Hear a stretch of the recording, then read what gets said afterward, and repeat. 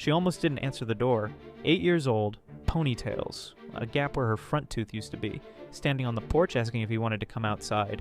No script, no parent behind her, just a kid who wanted someone to play with. His mama stood there holding the door handle like it might disappear, because she had rehearsed the other version so many times.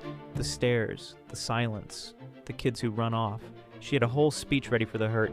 She did not have one ready for this, so she watched through the window. That little girl never asked about the adaptive stroller. She just pushed it to the patch of shade she wanted and kept talking. She worked around the equipment the way you work around a tree root. You just step over it and move on. No IEP meeting covered this. No therapy session prepared him for it either. It just happened, the way Grace usually does, quietly, in the middle of a Tuesday afternoon. Inclusion was never complicated. We just forgot to ask the children.